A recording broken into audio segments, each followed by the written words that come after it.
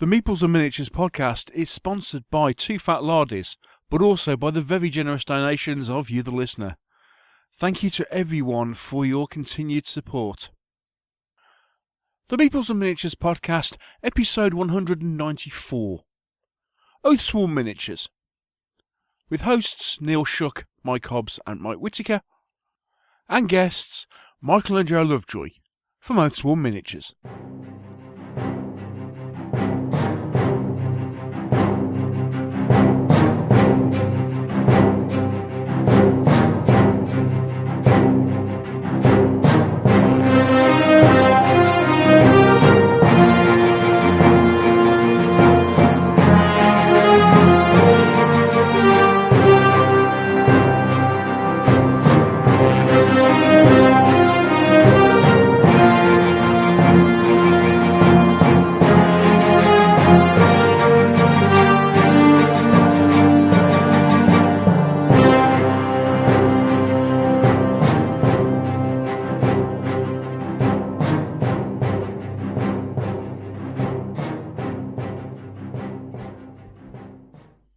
Good evening, gentle listener, and you join us in a strange week where it seems that the 41st millennium fur trade has suddenly become quite bizarrely mainstream news. Who'd have thunk? What are they on? Very strange. Okay. Yeah, so, a bit of a bizarre week. Anyway, welcome to another episode of the Meeples and Miniatures podcast. My name is Neil Shuck, and once again, I am joined in the bunker by the Welsh wizard himself, Mr. Michael Hobbs. Hello. Good evening, sir. Are you getting better? No. Oh. I'm still off work. Still off work, still bored? Yeah, I'm very bored. Yeah, but, I mean, just think about how much you managed to get painted. Oh, I've done a lot of painting. And I have been out as well. More later. Cool. Right, and, of course, we are also joined by the Phantom Cake Snatter of Old Peterborough Town.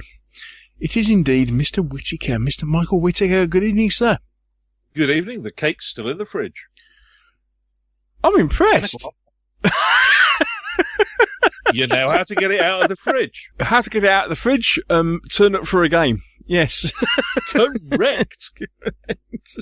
What are you doing this weekend? Excellent question. Well, watching the Super Bowl. Yes, there is that, isn't there? There is that. Yes, yes. Small. Go Falcons. Indeed. Go team. Sorry? Go team. Go team. Yes. Although it pains me to shout for the Falcons being a 49ers fan. Having said that, they're playing the Patriots, of course, so you have to cheer for the Falcons. More to the point, they beat the Packers. Yeah, enough said. To any of our listeners who happen to be Packers fans, sorry! Not! Oh, I was gutted. Yeah, and if you don't know, Mike's a Vikes fan, which is why he wanted the Packers to lose. Anyway, yeah. But yeah, I was just pleased they beat the Cowboys. But I mean, I just hold a grudge from the '80s. But there we go. Man, you bear grudges, don't you? Anyway, this is a show about miniatures and board games, not American football. So we will pass on that front and move on. Although, if anybody saw the letter that John Cleese wrote to America this week, there was quite a funny bit about American football. But if you haven't seen it, look it up. It is quite funny. Anyway, so here we are. It's the start of another week, and we've been quite busy. So what we'll do is we've got an interview coming up for you a bit later in the show. But first off, we'll take a quick break, and when we come back, we'll catch up with what we've been up to.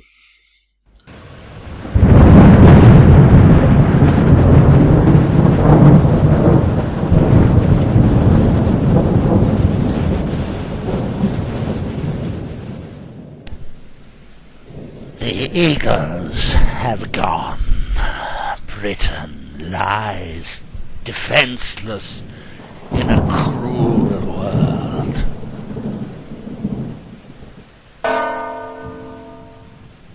Since the birth of our Lord, it has been 456 years. What sins have we committed to bring this punishment to Britain? I speak, of course, of the Saxons. They came as allies, but now they seek conquest. The lands of the Britons lie ravaged before them. Blood runs red in our island. We need a leader to stand against them. We need a man to bring together the Britons in common cause. We seek a Dux Britanniarum.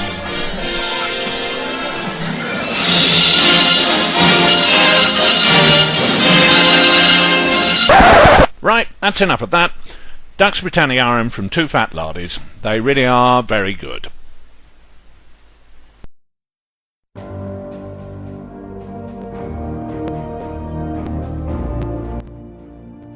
This is a message from the Cranky Lawyer. Huzzah! Please plan to join us for 3 great days of the best our hobby has to offer. Beautiful tabletops, challenging scenarios, board games, a wonderful variety of gaming-related shopping, and great company. Huzzah! May 19th to the 21st, 2017, South Portland, Maine. Miniatures games, board games, tournaments, vendors, raffle and great company. Join us for 3 days of fun. If you want to learn more about shoutouts, visit our Patreon page. The link is on the website.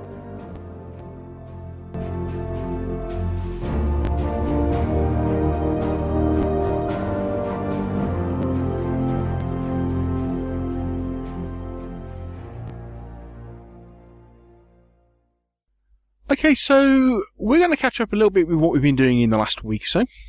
Because obviously we caught up since Christmas in our last show, but we've been quite busy over the last week, haven't we, guys? With various different bits and pieces. So, who wants to go first? Oh, go on then. Go on then. Like, So, it's only been a week.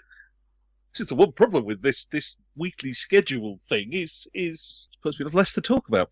So what have I done? I had a game of full thrust. It keeps it short. It keeps it short. This is true. I had a game of full thrust. Oh, cool! Wow. Which is still massive fun and really easy to pick up when you've not played it in a year and forgotten how it all works. So, did you just play like the basic game with half a dozen ships or so? Yeah, pretty much. Dan from our club, who for his sins has just been re-elected back onto the committee, is running a little full thrust mini campaign in April or so. Basically just a little sort of battle for a system with a sort of set of narrative battles. So we thought we'd all get some practice in, which was very nice. Let's see, had my first official customer as a reseller of Marcus Bergman's tank designs. Ooh, cool. My 3D print head arrived back on Friday. That's taken long enough to come back, isn't it? Yeah, they were a bit busy, but it's been quite good because I've also managed to pick up Hobbsy's cold, so I wasn't really feeling much up to it for the last week. Aha, you were using the wrong colour cable as well, were you? Yeah, I was, yeah. So Gary from the club now has a Challenger, by which I mean the late war precursor to the Comet, not the modern one.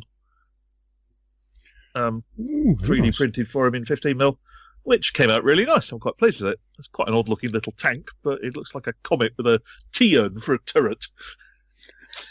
As much as anything else, but he wanted a Challenger, so as Mr. Bergman does a design file for a Challenger he shall have.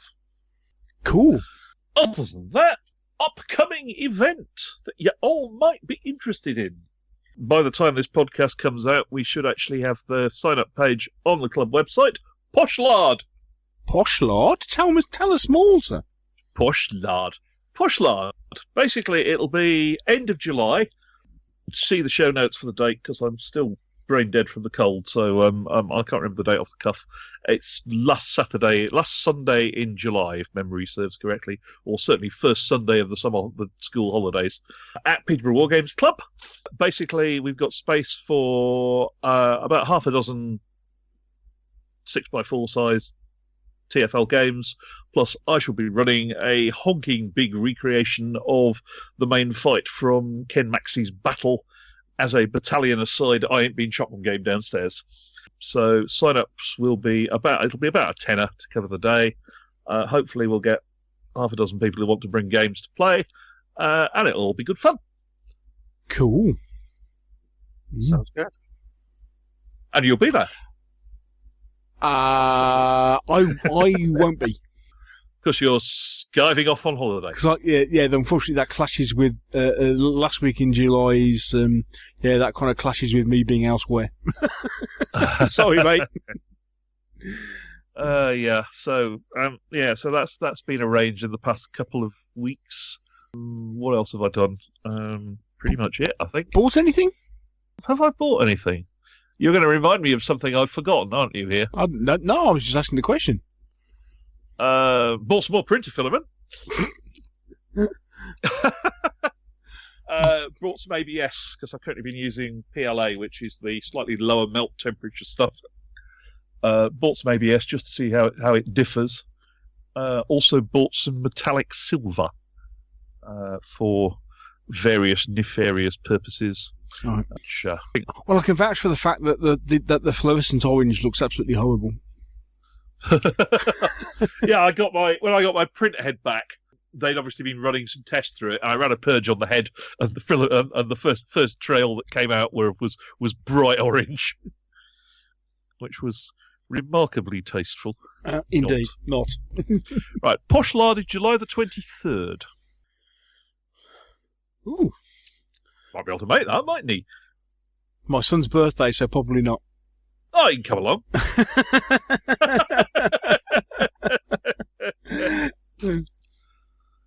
And we're just starting to ramp up Hereward, so you should find, if you're a trader and listening to this, you should find Ruben waylaying you at shows with trade forms. If you're a club that wants to put games on, expect a mail round and a reminder on the website in the next couple of weeks, and it'll be all go. I think that's about it. Oh, Board Games Extra got some Wave 1 Star Wars Imperial Assault back in stock, so I bought Anne Han Solo. Oh, right, okay. A good choice. Laudable aim, I thought. Okay, so at this point, I need to put a request out to you guys. This is a request from my other mate, Dave, who is currently looking for a copy of Return to Hoth. Yeah, him and the rest of the world, mate. Yeah, I was going to say, good luck with that. Currently not in print, and you're lucky if you pay less than 80 quid for it. Yeah. Right. In short. Fair enough. That's what I thought. And if I find one, he can have the second. Unfortunately, looking at Fantasy Flight's website, it's not on their schedule to reprint anytime soon. No, it's not. But then, neither were the Wave 1 stuff that reappeared. Ah, right, okay. They had I don't know where they turned up from, but suddenly most of the UK game stores started having about 2/3 of the Wave 1 and Wave 2 stuff that they hadn't had before, like C-3PO and R2-D2 and things like that just suddenly appeared that have been showing us out of stock for ages, and are now showing us out of stock again as everybody's pounced. Yes, indeed. But anyway, that was me, apart from a couple of bits of interesting 3D printing news, which we might cover a bit later. We'll come back to that. We'll come back to that in a bit. Cool. Right, I'll go next, shall I? Yeah. I forgot. Go on. Had I forgot? Did I mention last week I'd bought some Sails of Glory Wave 3 ships? The Spanish? Yes. Yes. Yeah, I did. Clearly I'm brain dead. Moving on. Okay. It's that cold again. Right. Yes. Okay, so, main thing I did this week was actually, I ended up, well, having seen a couple of things on social media about the grand opening of Warlord, which I originally wasn't going to go to, and then Sunday morning I suddenly thought, you know what, I'll just pop up because it is only just up the road. figuratively speaking. It's about half an hour's drive. So I popped up to the grand opening of Warlord Games HQ. Popped in there. I mean, it seems like if you went on Saturday, you probably went on the better day because they had the design studio guys there, and they had the events hall open with a load of demo games, and apparently bacon sandwiches if you arrived before 10:30, which I think is an excellent idea and should be adopted at all shows. Turn up early enough and you get breakfast. That sounds good. Bear that in mind, Mr. Whitaker. I would point out that if you are a trader or putting on a display game at Hereford, we do give you a voucher for a cuppa. Anyway. It's hardly a bacon sandwich. You can use it to part exchange for a bacon sandwich, I believe, if you try hard enough. Ooh. You had me at bacon. Indeed. Right. Anyway, so I went along on the Sunday. I thought, yeah, I'll go and have a look.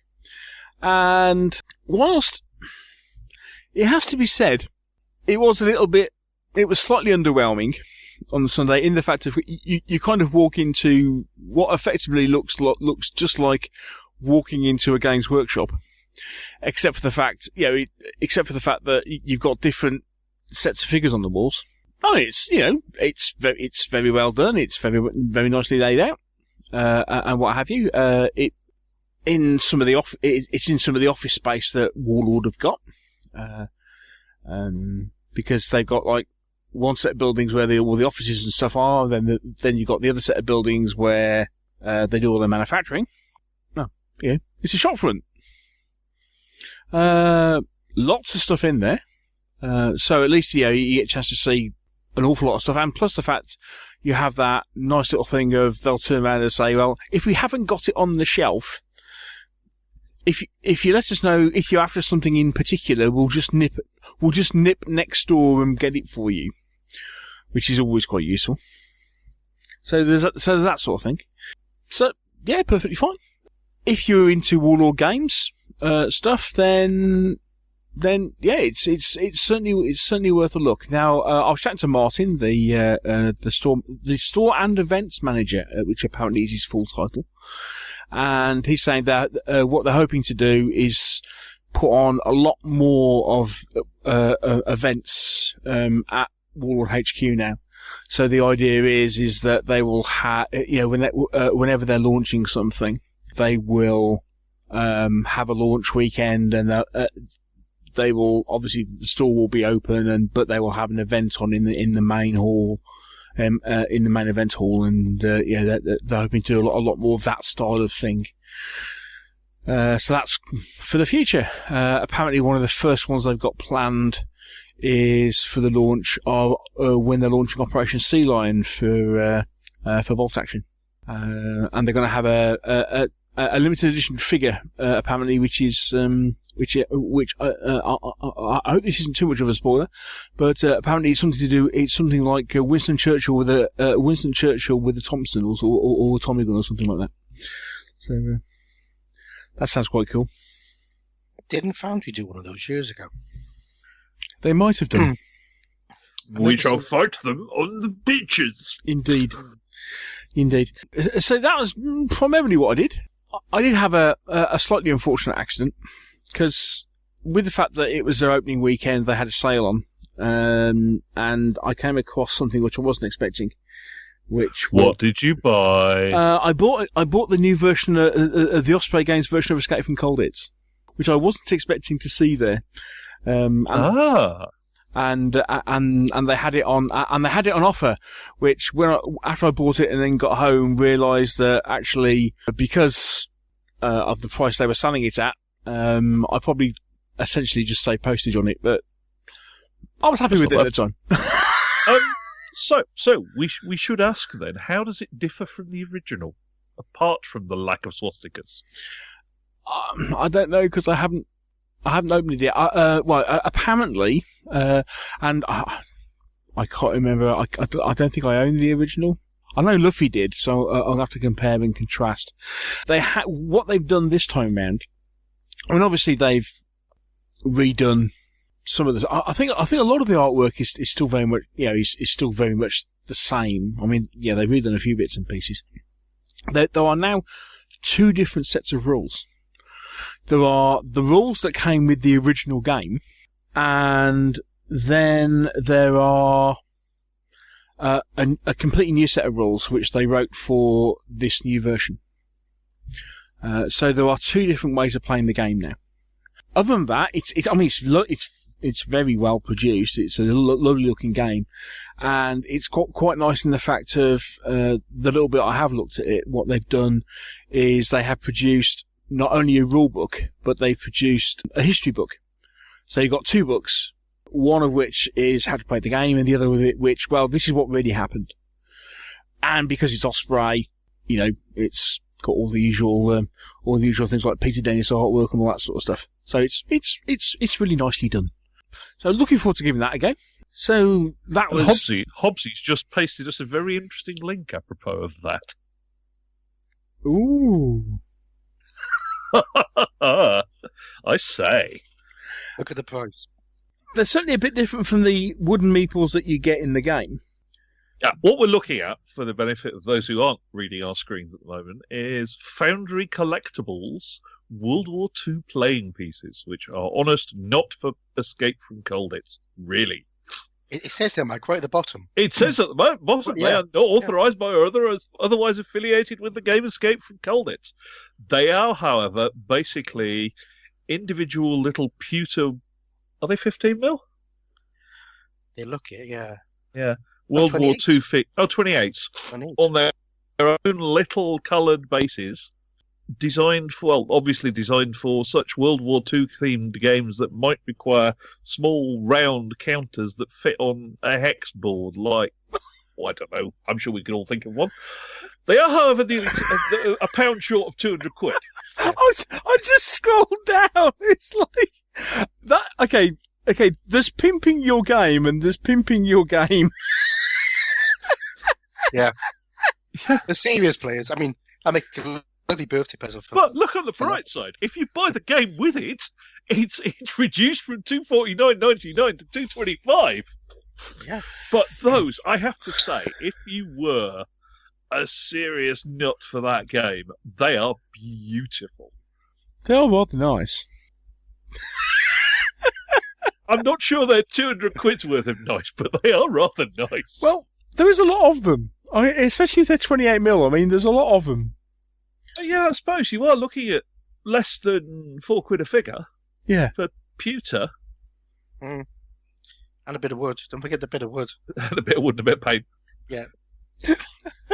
They are actually rather nice. Yeah. Yes. Just buy But we digress. Sorry, Neil. That's all right. But I thought it was better to bring that in while we were discussing the game.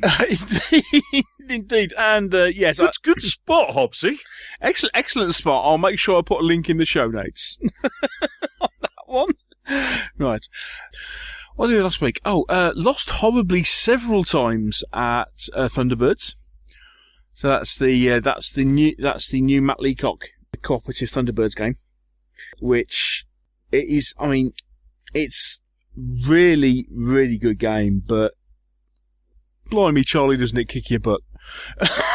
We lost horribly twice in very, very short order, and the third time it's one of the. I mean, it's typical, like any game like that. We've won. We've almost won. Oh dear, we've lost horribly. Yes, that was good. And then had a very happy accident on. I was visiting the local recycling centre, dropping some stuff off, and in between visits to the car, returning back to where we were dumping stuff, in between one visit and the next, this game appeared in the skip that we were putting stuff into, and it looked in really good nick. So I thought, "Ooh, I'll have that. I'll grab that and rescue it," just because it looked like somebody was throwing out a mint condition board game, and indeed they were. So I managed to rescue a brand new mint copy, as in, still had stuff that was still like unwrapped, copy of Power Grid. So I was well chuffed with that. So that, and then other than that, I've been doing some painting.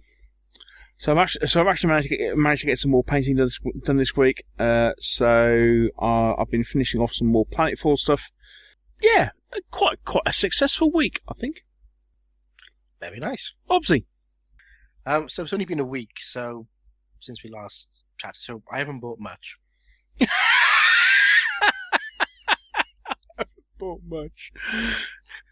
So I did have a Kickstarter turn up. The Heroes of Normandy Kickstarter turned up. Oh, was that your box of boxes? Yes. I didn't get the boxes. No, I just bought everything else. Because I've done my own storage solution. Right. Heroes of Normandy. So it was just a box of card. Yeah, box of card. Big, heavy box of card. And I'm still off work, but I'm back in this week. But I did go out, and I went to Crusade, which is the first War Games event of the year. Oh, cool! In Penarth. So that was nice. So they moved the venue because it always used to be in the leisure centre. Yeah, and it was awful because there was no parking, and it's big hall, and you just got full. So they moved it to a school just around the corner, which as a customer was great because there was lots of car parking and it was bright and it's a nice modern school and they basically took over the whole thing. The downside was it's obviously you got lots of little rooms full up of games and traders and things. There's only one real entrance in and out. Oh, right. So it wasn't like in like the school hall or the gym or something. It was in the school hall and all the classrooms. Oh, right, okay. And in the corridors. It's grown massively. I must admit, they must have doubled in size. So it was a good event, you know. I enjoyed it. I met up with Rich and Nick from Two Fat Laddies. Hello, chaps. Hi, guys. And they showed me how to play. Water Tanker. Water Tanker? Oh, yes. Yes. The game previously known as Panzer Race. Yes. I think it might actually come out as Panzer Race. I think Water Tanker is the working title. But you can never tell with Rich and Nick. But I'll tell you what, Nick's come up with a really nice solution and a nice game. You basically get one tank, and you play on a side with three or four of you, against 3 or 4 others. And yeah, it's good. Nice, really simple to pick up mechanics. It was great because in all of the games they played, there were, you know, kids of 9 and 10 playing, and playing very well. And I got blown up by some sprog of 9. Git. Yes. But yeah, it's a good fun game. So it's similar. So it's like so it's a bit of Board Game World of Tanks. So War Game World of Tanks, ish. Yeah. Cool. Yeah, really good. I mean, we're only playing the very early version of it, but the mechanics are sound. And you know they're going to be, you know, adding in anti-tank guns and infantry will be abstracted out, and you know bazooka teams popping up here, there, and everywhere. So it's going to be an interesting game. Do you think it's likely to be something that you could potentially play as a 2-player game rather than each person with an individual tank, or is there a lot of record keeping involved? No, I reckon you've literally got a small sheet for each vehicle, and then you got counters then to basically mark whether you're loaded, whether you've acquired a target, whether you're aiming at a target. And then as you take damage, you either blow up or you take damage. So, you know, a couple of little markers on a sheet. Oh, the cool. sheet is really more of a help you guide with, you know, where you've been hitting everything. Really, you know, literally, we didn't use any quick reference sheets. You know, it was just, you just played it. You just said, oh, you know, I want to do this, and you go off and do these things. So, yeah, I won't say too much more about it because obviously it's really early playtesting. Yeah. It might change, but yeah, I think it'd be really interesting when it comes out. So I played that. Cool.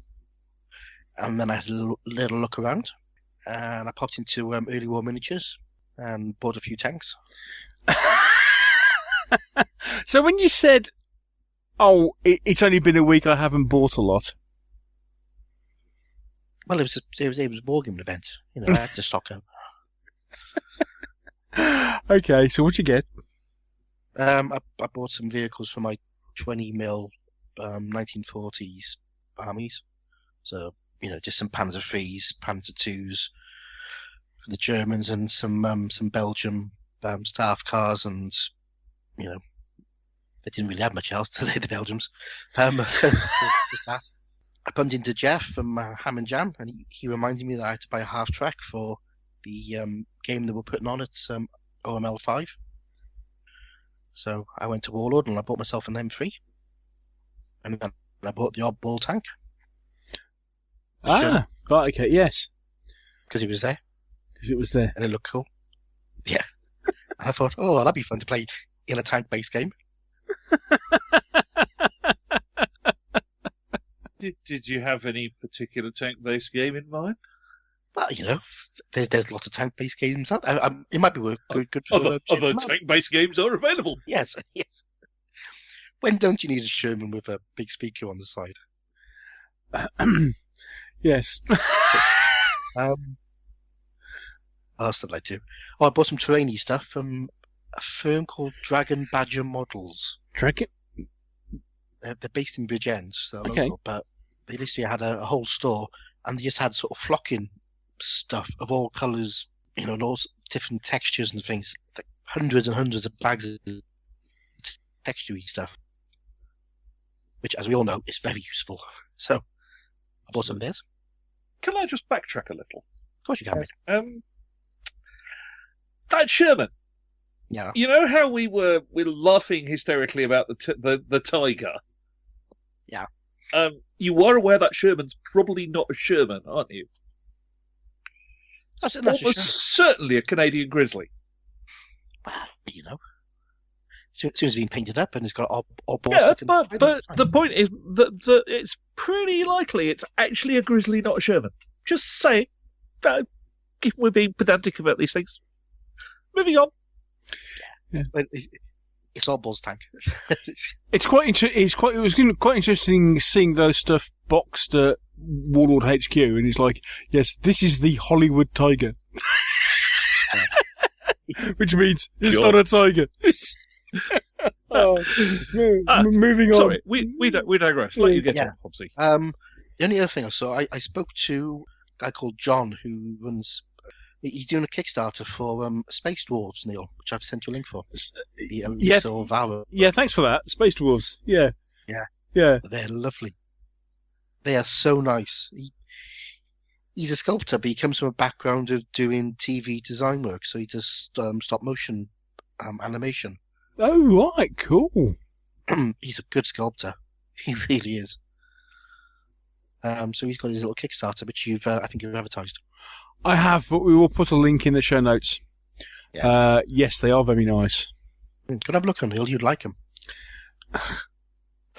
You backed it, haven't you? Yeah. Yeah. The initial ones just the initial Kickstarters for a couple of packs, isn't it? Yeah, it's only for 5 figures. But other add-ons are available. Yeah. I'm looking down, going, oh, this could get expensive. Yeah.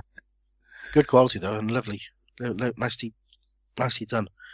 Other than that, I've been carrying on painting my epic stuff, and I bumped into Gareth, my painter at Crusade, and we swapped boxes of figures. So I've got all of my Napoleonics now for my Peninsula campaign pretty much done. God, I so need to get stuff in his queue, otherwise I'm not going to get it this side of February next year. He's pretty quick. He's 6 weeks to turn around. And I've given him a load of Napoleon the War figures to crack on with. Were they British Dragoons? Yeah, I picked nice. up British Dragoons, French Dragoons, and a whole load of vignette figures. Yeah, if you're into 16, 18 mil Napoleonics and you catch any of the Napoleon or blisters or boxes kicking around, they're actually going for quite reasonable prices at the moment. Yeah, they are. They had a 40% sale on their site as well, which I took full advantage of. You get that one quite.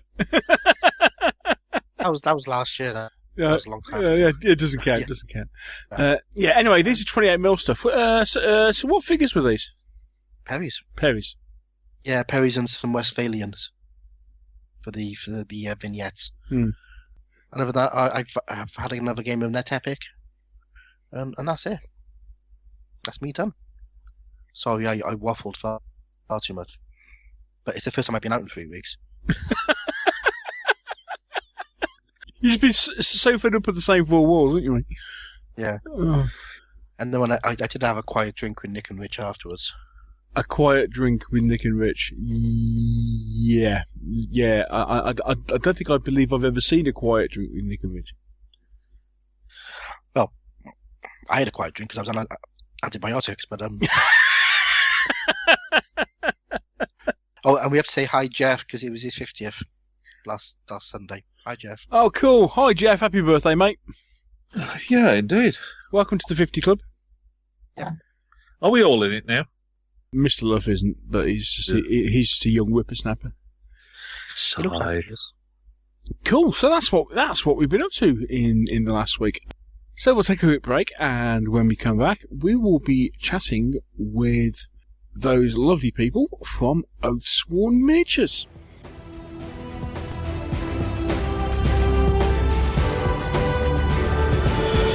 We hope that you're enjoying this episode of the Meeples and Miniatures podcast. If you are, would you like to support us? There's a couple of ways of doing so. You can become a patron of the show by supporting us on our Patreon page.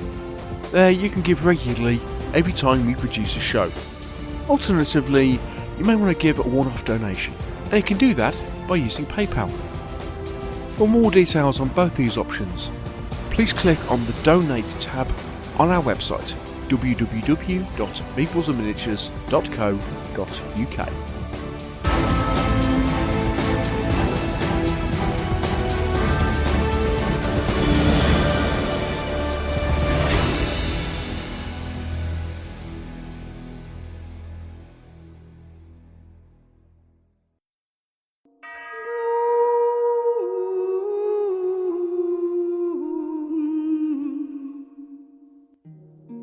Have you ever wondered what's going on in wargaming?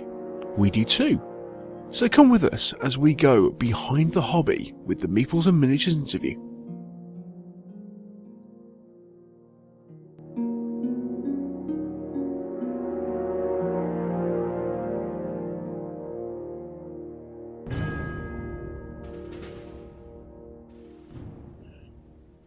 We're very pleased to welcome to the Meeples and Miniatures podcast, Michael and Joe Lovejoy from Oathsworn Miniatures. Hello guys, how you doing? Hi. Hello, yeah, we're both well. Great to have you on the show, welcome. Well, thanks for having us. Oathsworn have been... how long have you been around for now? Well, about 3 years, I think, is it? I think so. 2013, I believe. Yeah, we're coming up on 4 years in sort of April time. Yeah. I think, yeah. And in that time, it's fair to say they put together quite an extensive back catalogue of miniatures, and other than the fact that they're avid listeners to the show, or so at least I'm assured, I bumped into Michael and Joe at the UK Games Expo. Yes, I remember. Yeah, and we had a great chat then, and at the time we said, I've got to get you on the show. It's only taken 9 months, but here we are. Well, 7 months. But here we are. So great to have you both on the show. As new guests, and of course, as listeners, you know the drill. So the first thing we do is find out how you got into the hobby of gaming and miniatures and everything like that. So can you give us a little bit of your gaming background, please? Yeah, no problem. I know it's traditional to say it was all Airfix kits and toy soldiers, but it wasn't with me. It was Citadel Fantasy Tribe miniatures. I was about 10, I think, 1983. Just found some Citadel miniatures in a toy shop, bought them and took them to school, and it kind of grew from there. Mm-hmm. Some of the lads were playing Dungeons and Dragons, and I quite enjoyed doing the combat systems bit of it, and I liked the miniatures. Wasn't that keen on the role-playing side, so I sort of gravitated towards the miniatures and the wargaming, really. I found first edition Warhammer. Couldn't make head nor tail of it. By the time second edition had come out, I'd started to get used to it, and I was playing a lot of that, really.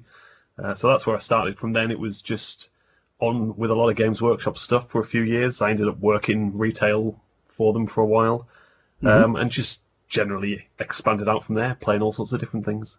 Okay, so when you say all sorts of different things, what's your favourite game, and what sort of armies have you got? Oh man, favourite games, whichever one we're playing at the minute. I think I never seem to stick to anything that long. You know, it's like being a wargame. I mean, the project you've got this week isn't the project you've got next week. I used to do a lot of 40k back when it was 2nd and 3rd edition. Really, kind of dropped out of that. Mostly it's things like Hail Caesar. Still do a bit of War Master Ancients and War Master Fantasy. Occasionally a bit of Epic Armageddon. It's mostly a lot of what we play now is our own stuff. We're sort of play testing various rules and things, and that takes up. So we've got time for Yeah, it. it takes up most of your time now, doesn't it? Yeah. So yeah. I mean, that's it. Yeah, historical stuff, especially early Imperial Rome or Dark Ages Britain, kind of late Vikings, what have you. Other than that, 14th century England is what I'm interested in. Oh, wow. Yeah, that's. Obviously, plenty of fantasy stuff. We still do plenty of fantasy stuff as well. Yeah. So, Yeah. Oh, cool. Okay, how about yourself, Joe?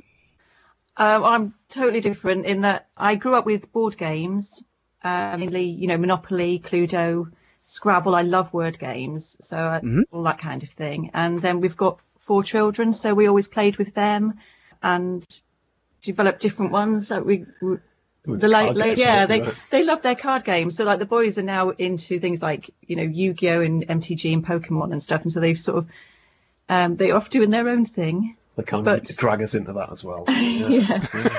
It's a long slippery slope. But yeah, but the miniatures side, obviously Michael loves his miniatures, so I got into it through Michael, but I really love terrain. That's what gets me excited. I really like the scenery and building tables and all that kind of stuff. So it's more the hobby craft side that I love. Oh, wow. More than anything. Which is fine by me. Yeah. So you do the miniatures. Someone building me terrain. And I'll do the terrain. So we make a good pair. Well, it has to be said that at some point we are. We promised it for a while, but we are going to do a terrain special. So it sounds like you're somebody we're going to have to talk to again. Oh, absolutely! Yeah, no, I love it. It gets me all excited. I'm the type that when you go to a war show and you see a table, I'll run over to it and see what's on the table. It's I love that. Definitely your thing. Cool. So, Michael, and how and when did you start sculpting, and what inspired you to get into that side of into that side of things? I started, I guess, like most people do, with doing conversions, just adding, sort of cloaks and hoods and packs and things onto miniatures, doing the odd head swap and that. Then around sort of 2000, I think it was. The other thing I was really into was, as well as wargaming, was dinosaurs. I'm a big fan of sort of paleo history. And I was a member of the Dinosaur Society, and they set up an artists guild. So I kind of got involved with that, doing test sculpts for museum pieces and what have you, models of dinosaurs, different scale models and that. Once I'd got a bunch of them done, the Dinosaur Society immediately went bust, leaving me with a big pile of sculpts. So I just cast a load up and sold them sort of on the internet through the kind of the general garage kit market sort of thing. Yeah. From that, I started doing sculpting model horses, got a few giftware commissions, and then sort of doing wargaming sculpting didn't really start till I was just playing Epic Armageddon a fair bit, and I knocked up some Deathwing Terminators for my own army, and obviously various people saw them, and so I started getting commissions for small-scale stuff like that. Okay, cool. From there, yeah. Mr. Hobbs, obviously you just heard the keyword Epic Armageddon. I was trying to not to get too excited there. You should talk, Mike. Yeah, well, no, great. I haven't had a game of it for ages now, unfortunately, but again, time commitment. It's like there's always another project. But I do love a bit of Epic Armageddon. I'm playing tomorrow. Oh yeah, what armies you got? We're playing Net Epic. Right. Oh yeah. Okay. Yeah. But let's not get too digress, because there might be another show coming up in the near future where we're going to be talking about Epic to death. But Well, I look forward to that. It's kind of flavour of the last few days. Michael, just take a look at Mr. Hobbs' Twitter feed at the moment. It's it's wall to wall epic, and he's getting quite excited. Anyway, but listeners, that's a teaser for another show that we've got coming up in a few weeks. So so Epic Armageddon. So you started. So basically, you started around about 10 mil then. Yeah, it was all 6mm, 10mm stuff. From there, I did quite a lot of 15mm. I mean, I had about 10 years doing freelance work, but it was all the smallest stuff. It was all 6mm or 15mm. Did a lot of stuff for Micro World, CNC, Rebel Miniatures, Scotia Grendel, a lot of Coruscant stuff and Zyston. Oh, wow. Yes, spent years doing Zyston stuff. Yeah. So are you basically self-taught? Yes. Yeah, just sat down. To be fair, I think anyone can sculpt. It's like painting miniatures. You start out bad at it, and you just gradually get better the more you do. And it's the same with sculpting. I was rubbish when I started. You just keep plugging away at it and gradually learn new things and pick up new skills as you go. So it's, anyone can do it. No, it's true, it is. It's not as easy as it sounds. No, it just takes time. It is like anything else that you're learning, because there isn't anywhere to learn sculpting really. There's no art courses you can do or anything like that. So everyone who does it is effectively self-taught. Mm-hmm. But it is just a matter of grabbing some putty and a couple of sculpting tools and having a go. Yeah, and it's a cheap thing to start doing as well. If it is something you're interested in learning, you can just, 20, 25 quid and you've got everything you need. It's just really annoying when it doesn't work. Yes. 10 hours. Yeah. But I mean, you still get that now. Sort of, after years of doing it, I'll often, 1 out of every 3 ends up in the bin, really. But it's not as if your raw materials are not reusable for sort of fairly finite time, aren't they? You can always scrub it up, roll it up, and start again if you're quick. Oh yeah, it's cheap enough, the stuff anyway, and you bits that don't get used, you just kind of stick them at one side, and they usually end up bulking out another model later on. They go as infill in terrain or whatever. So no, that's because I mean, you've started sculpting terrain and things now as well, and again, it's straightforward enough. You just keep plugging away at it and getting better, don't you? That's true. I mean, the first lot of terrain I did was for it was the first Sparrows and Badgers project, wasn't it? I did the campsite, and I look back at it now. I mean, I love doing it, but I know I could do better now. Yeah. And it's like so tempting to think, oh, I'll do another one of them. Yeah, get it right the next time. Yeah. But it is, sculpting's pretty straightforward, really. There you go. Says the expert. Yeah, what's the phrase? I'll take your word for it. Yeah, I think I've even struggled with conversion stuff. Never mind anything else. I mean, it's like anything else. Green stuff is definitely got a steep learning curve on it. Yes. Yeah. In all the books, when you were back in the day when you were encouraged to convert your 40k model or what have you, and they just kind of made, you just do this, this, and this. It's like, yeah, okay. Yeah. Whatever. Yeah, I remember donkeys years back being at a games day and talking to the Perrys and asking, so how do I put a cloak on a miniature? And they were doing demonstration. He said, just like this, and he just did it. And I was like, yeah, but how did you just do that? And it was because he was just, you just do it. And, it spent about 5 minutes and there it was done. But I guess it's one of those things you've just got to keep practicing with until you understand it for yourself, because he couldn't explain it at all. Right. So you said you were doing all this work for people like Sketchy Grendel and Zyston and what have you. So how long have you actually been sculpting professionally? Probably, I guess about 15 years now. Probably about 8 of that doing wargames stuff. Mm-hmm. I said thereabouts. Yeah, that's about right, isn't it? And at what point did you start thinking, hang on a second, I'd like to run my own business? At various points throughout it, I guess. It's something you always think of doing whenever.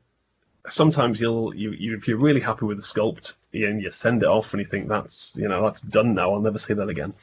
It can be a bit disheartening, but it's more, I wanted to start doing our own stuff just because I was a bit fed up with everyone telling me what I had to sculpt.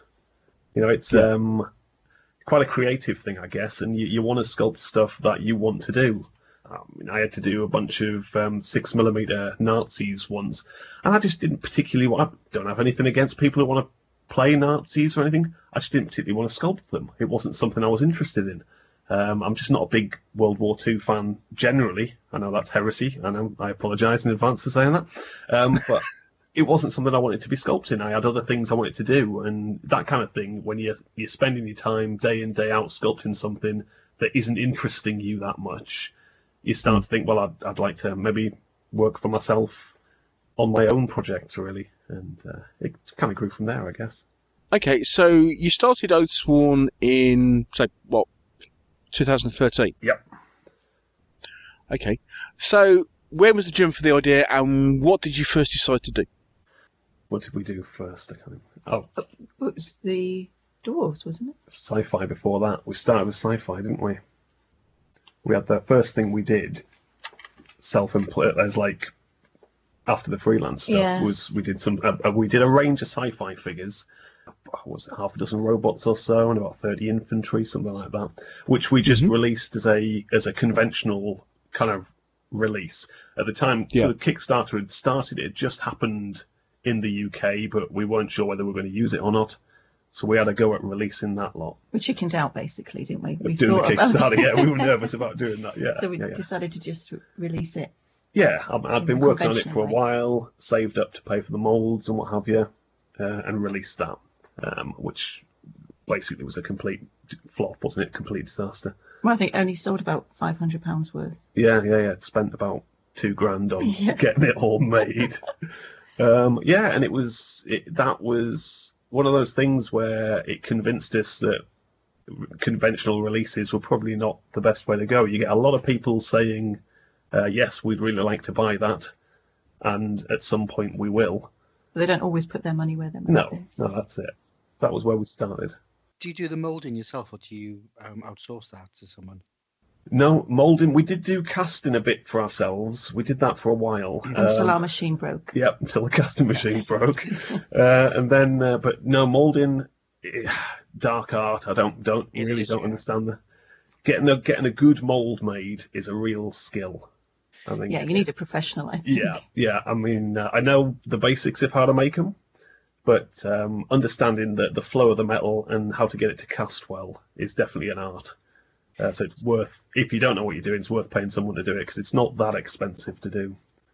Yeah, that's right, and it probably helps with your sculpting as well, because you can get to know how to sculpt a figure, so it can best sit into a mold. Oh yeah. A very important part of it is, one of the things we're doing now, it's everything we're trying to do is single piece, trying to get it as easy to cast as possible, but still look good. You do need to know a fair bit about if you're sculpting for production, it's good if you know a bit about the production process, because it does make a big difference the way you sculpt as to how easy it'll cast. Yeah, because one of my great friends is Bill Thornhill, who runs Footsore, and he was a mold maker first before he started sculpting. Yeah. He said coming into it that way, he knew what poses not to do and what. Yes. Yeah, does make a difference. Yeah, and a lot of times you see people sculpt and they come up with some fantastic designs, but they're just not going to work. Yeah, you look at it and you think it's going to be 18 pieces by the time they've. Yeah. So I take it you were from that you were actually kind of a fairly early adopter of Kickstarter. Yeah, I mean it had come to the UK in September previously. I think it must have been about sort of late March, April time. We did the Dwarves one. At that point, I mean, technically on Kickstarter anyway, you're not supposed to use it for existing product. Lots of people do now, and nobody seems to care. But at the time, we thought although we had the science fiction stuff, we couldn't use it, so we needed something new. So I quickly started sculpting dwarves, because I'd already started sculpting dwarves anyway, because I wanted a new dwarf army for Warhammer. Mm-hmm. And so we put those up, and it seemed to work. You now have 10 Kickstarter projects under your belt. So I suppose the first thing to ask is, just from a Kickstarter, from actually just running a Kickstarter, especially with the fact that you are just the two of you in the company, the feedback that we generally have from people who run Kickstarters is that they're quite labour intensive and can be a lot of hard work whilst the project is actually running. As a small company, how do you deal with that? You just get on with it.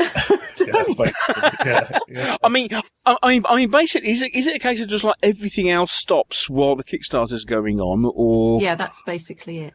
Your life is on hold when you're running a Kickstarter. Yeah. I mean, you have to put your whole focus into it. You're trying to sell your miniatures or whatever you're trying to raise funds for, and you're asking people to part with their hard-earned cash, and also, I mean, they expect a bit of effort. I would expect a bit of effort. If you're going to do something, you do it to the best of your ability. And we haven't had one yet where we haven't lost at least one full night at some point through it, have we? Where there's always been something needed doing urgently, and you're up all night doing it. It is full on. If you're doing it properly, it is non-stop.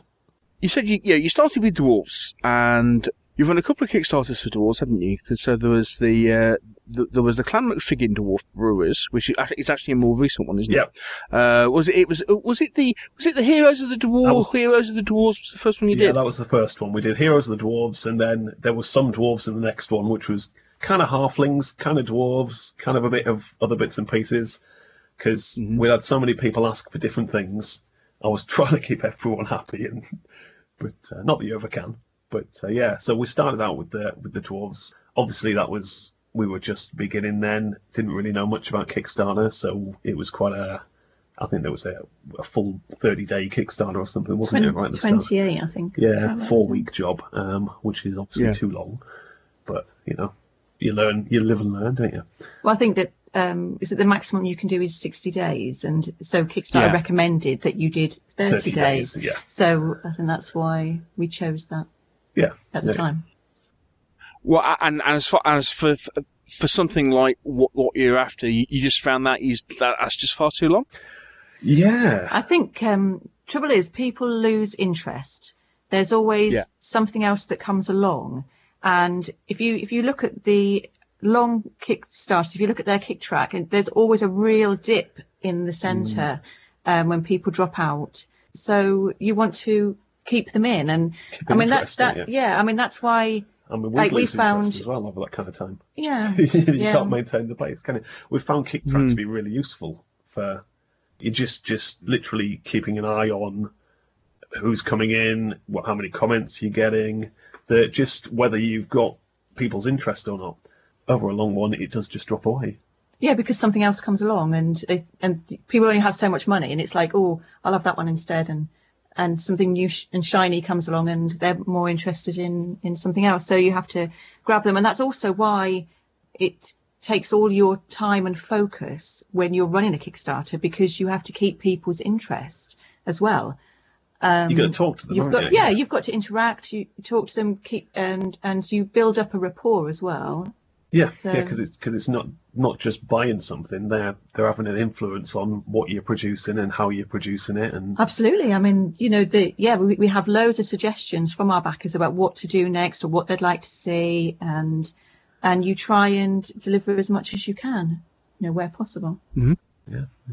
So you've been obviously looking for the sweet for more of a sweet spot of how long Kickstarter you can or what's the best period of time for a Kickstarter to run. Right to the point where, what was it? Boxing Day, you ran one for 24 hours. Yeah, we did. Yeah, we ummed and ahed, didn't we? It was like, should we, shouldn't we? Is it a good idea? Is it not? And we'd run it by some people, and there was a lot of people who said, oh, you're stupid. No one will have any money. We'd all been told my Kingdom Death was running as well. At the same time. Which everyone said, 12 million on that. Nobody's going to have any money left. It's the day after Christmas. Everyone's busy or travelling or doing, other things, which we understood, but we thought we'd give it a go anyway. And it worked. Yeah, it was, I mean, it wouldn't work for all projects. It was specific to that one, I think. I think if we were doing another, it's not something we'd do every time.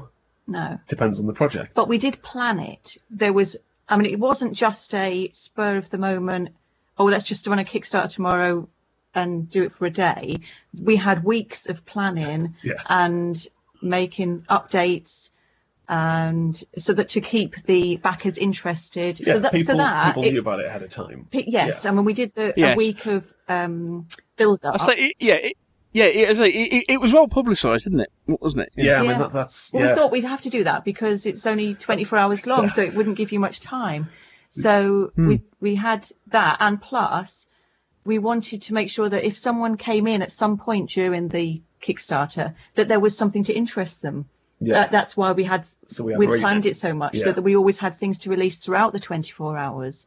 So there was always something new for someone who came in. Yeah, we had sort of regular updates every hour and a half or so. There was a new update with how we'd sculpted something, or how molds are made for resin parts and casting, and all bits like that, wasn't there? Just to try and, provide interest to people. And we did stay up for 24 hours. Yeah. So was it simply an excuse to get out of doing anything on Boxing Day? No, we still had the children here. They were home from university. We still had them to look after, but no. It was just an idea we'd had, and because we were working on the basis that longer Kickstarters are not a good idea, and we'd just see how short you could make it. And 24 hours is the limit they'll let you do. Yeah. They won't let you do it. And we thought it was quite snappy. Do you know what I mean? It's like if it was just a half what we'd normally do, which would be like half a week, I think people wouldn't have the same interest. I mean, we had a lot of backers who set their alarm to remind them to look in and back. Yeah.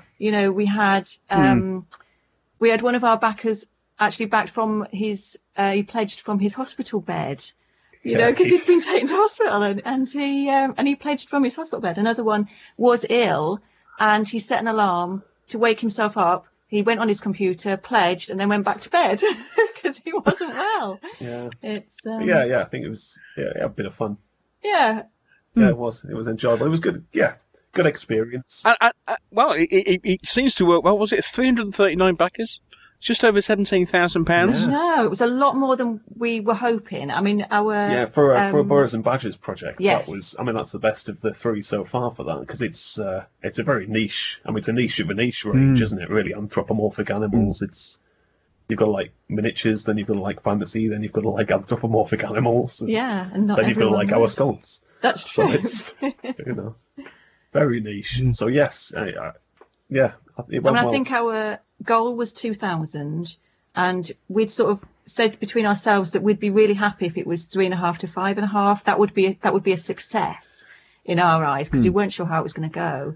And then to get over 17,000 was amazing. Yeah. One of the things I've noticed by looking at all your Kickstarters is you keep them simple. You don't try and chuck in a load of add-ons and extra bits. You basically say, this is what I'm doing. This is all I need.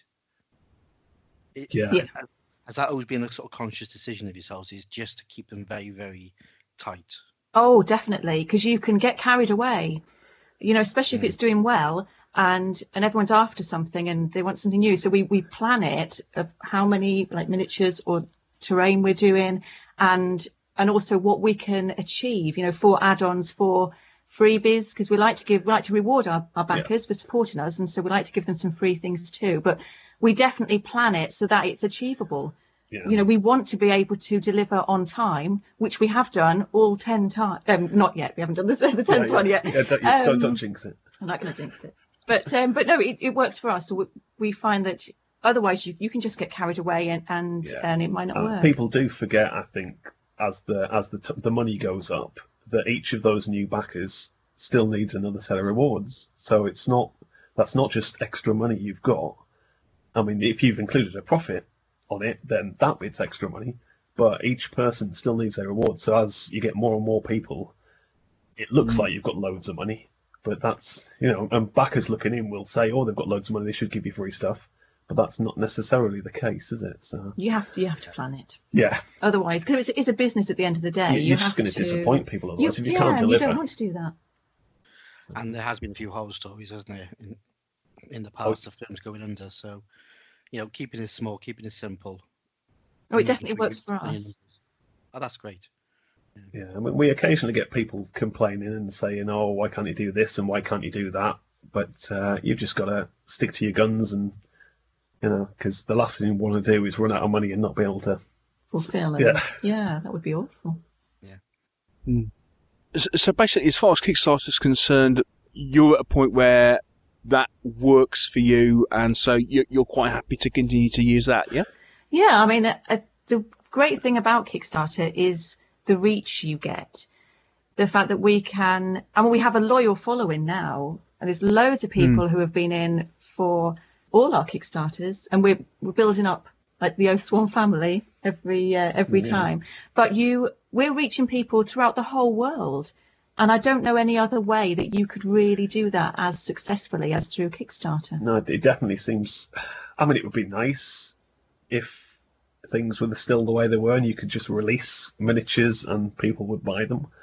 I just honestly think now, for a small business particularly, it just doesn't work not doing it with Kickstarter. I mean, taking the Sci-Fi figures we did originally, they just lost money. But about a year and a half after that, people were saying, "Oh, what about the robots? Can we not get them again?" And I said, "Well, we need to make new molds." So we ran a little Kickstarter just for those robots, and I think they pulled in about $4 and a bit grand or something just for the few people who wanted those robots. So just on that little Kickstarter, it had done something like 8 times what the entire range had done previously, and it was just because it was on Kickstarter. People see it. I think that's all it comes down to. It's just visibility. That's Kickstarter's big advantage. It's effectively a marketing platform. Yeah, I was going to say, do you think it simply boils down to, at the end of the day, the fact that the marketing, but also the fact that it's become something of a culture within the gaming community? Over the space of 3 or 4 years it's been running. Yeah, I'd say it's exactly that. I mean, it's like fast food. If we're, I don't know, it's like where you live. I know here, if you want to go out for fish and chips, there's a fish and chip shop, and 2 doors down from it, there's a Chinese, there's a kebab shop, there's a pizza shop just up the road. All the fast food stuff seems to be fairly concentrated. They're all there because whenever somebody gets the munchies, they know they're going to pop to that area. They might not necessarily always go to the chip shop, so sometimes you'll miss out and they'll go to the guy next door. But that's where people go for that stuff. And I think Kickstarter now, it's got so many different companies on there, big companies, little companies, where you've got Reaper on there, you've got Mantic on there regularly, Corvus Belli are on there, Cool Mini or not. So people have got into the habit of looking there for gaming and miniatures projects, and that's where the customers are. So you go there and hopefully they'll see you too. Moving on from actually producing the models, as far as the Kickstarter is concerned, can we talk about actually currently what you produce? So first off, we talked about the fact that you're doing some Kickstarters and you produce some dwarves. They're noticeably absent from your website at the moment. Yeah. And as something of a dwarf lover, thinking, where are the dwarves gone? It is a shame, isn't it? When we were first starting out, we were using a different mold maker and caster, and we did have some problems with some of the molds, and we didn't get all of the master figures back. Some of them were missing. So we've probably got about half of... We could reintroduce them. We've got about half of what we need. So we couldn't get them all back, unfortunately, anyway. But it's the problem. We'd have to get them remolded, and that costs time and money, and you want to kind of put this... When you've got the time and money, you want to put it into new stuff. That and the fact that I look back at some of them now and I think, I wouldn't do it like that anymore.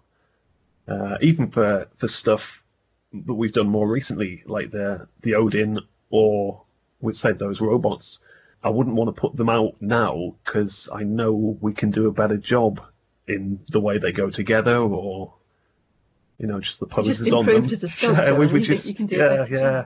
So there's a few of them from the original dwarves that I'd really like to get molded again, and if I get the chance and I can get enough of the masters cleaned up that we've still got lying around, then I'll do it. But until then, we're just got to keep pushing forward with what we've got. It is unfortunate, but, So I've missed it then. I've missed them. That's it. Probably for now, yeah. Yeah. Well, okay, at this point, I'll just go away and sulk in the corner for a few minutes. Yeah, sorry about that. Let it go, Neil. Let it go. I'm still happy because you have a glorious range of female miniatures. Yes, yeah. They have been really. It was a bit of an experiment, really, wasn't it? Yeah, it was. Okay. Yeah, So, where did that come from? Where did that come out of?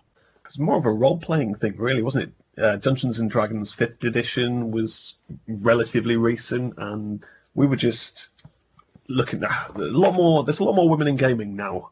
Board gaming particularly, I guess that's where it's taken off, but it's gaming's become a lot more family friendly than previously. Yeah. There's a lot more women, you go to the UK Games Expo and it's just chocker with families. Yeah. And there's a lot of female players out there who Don't just really want cheesecake. yeah, they just want the same sort of miniatures that the blokes get. Yeah. They want, sensibly dressed and equipped miniatures that look like they're doing the job they want them to do. We wanted some for our role playing as well. So it's always helpful if you can sculpt a miniature and someone else pays for the mould. So you've ended up running a couple of projects of those now, haven't you? Yeah. Because the first one just took off, didn't it? It did, yeah. I think we got helped out there, I think we got more traction on Facebook and things like that because some people we had some feminists who were all in favour of it, and we had some people who didn't like it and were complaining about it. So it was a bit of arguments back and forth. There was arguments back and forth. We weren't involved in them at all, but because people were having arguments, they were talking about it, which actually helps because more people want to look at it then and see what it's about. So it got some traction there. I think generally it's just one of those products that there is actually a need for at the minute. There's a lot more female role players and gamers, and they want figures. So you have a gap in the market, and try and fill it. Plus, I like sculpting them. It's it's not that easy for me to do. So gradually, I'll get better at it as I go. So, from a professional point of view, are women more difficult to sculpt than men? I think so. Especially faces. With men, you exaggerate everything really. You can do deep creases. You can give them kind of angry expressions, and you can just exaggerate them, and it still looks right. It's one of the reasons I like doing dwarfs, because dwarfs take that to the extreme. You can just cracky faces, hooked noses, all the things that give them character and interest. You can do much easier on a man. When you're sculpting a woman, people expect a much softer face, and when you've got a much softer, smoother face, there's a lot less you can do in terms of expression. They are just generally harder to sculpt. Plus, I think men spend a lot of time looking at women, if I can say that politely, and women also spend a lot of time looking at women because they're concerned about the way they look. So people generally know how a woman's supposed to look, whereas you get away with more with a man. If the arms are slightly the wrong length or the legs are slightly the wrong length, provided it's an exciting figure, people don't complain. But people seem to know what they're looking for with a female miniature, and if something's not right, they'll spot it and tell you. So they're just generally harder to do. And as well as that, a stupid and blunt question, is it easier to sculpt a female figure more fully clothed? Probably. I quite often start with them... I tend to start with them not fully clothed to begin with anyway. Well, you work from the inside out. Yeah. So you kind of rough in the basics of it anyway, because it's just easier to get the proportions right that way. Sure. A bigger problem, I guess, is making sure you've got them castable. That can be, you've got to sort of fill in gaps and what have you.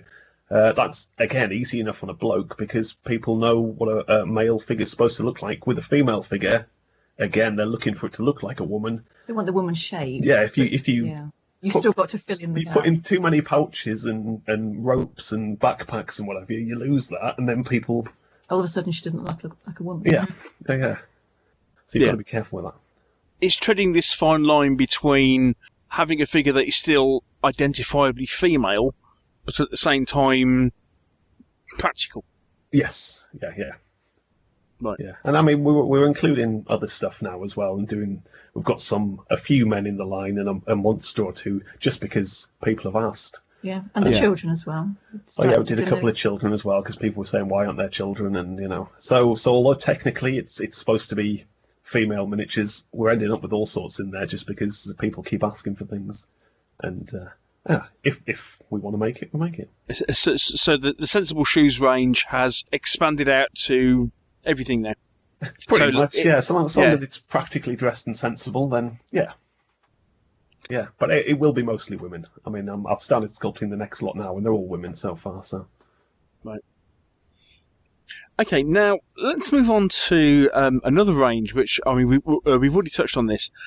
I must admit, I completely missed when these first got produced, and didn't pick up on them until I saw them in your display case at UK Games Expo this year, and I was just gobsmacked by them. Okay, so this is the Badgers and Burrows range, which, as you've already suggested, are anthropomorphic animals. Yep. Yeah. Okay, now obviously, probably back in the day, some of us read like things like Redwall and stuff. Yeah. Is that where the inspiration for those sort of things come? Why? How on earth did you get in? Did you think about let's sculpt a complete range of 28mm anthropomorphic animals?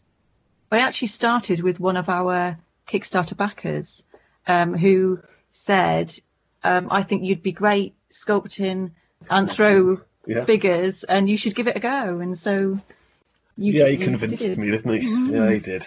He'd obviously I'd done a lot of animals over the years. I'd started out doing dinosaurs and horses and bits like that. So and you love the Redwall books as well. You grew up with them, didn't you? Yeah. I didn't know them till later. Yeah, but I've still got my collection.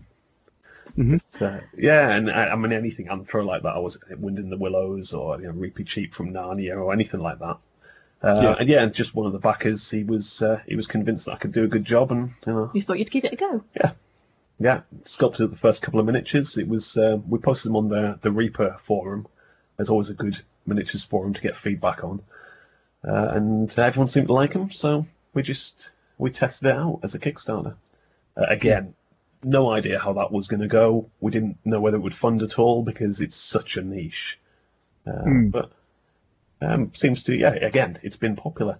Kind of helps that the figures are just just a little bit good. Thanks very much. All compliments happily accepted.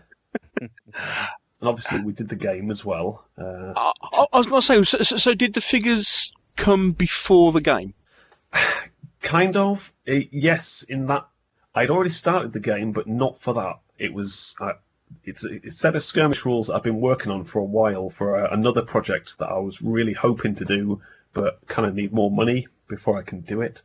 So I adapted the rules for this because it's the same sort of thing. It's kind of I guess, Mordheim, Necromunda style skirmish game with a campaign system where your characters improve or die horribly, which is what usually happens from game to game.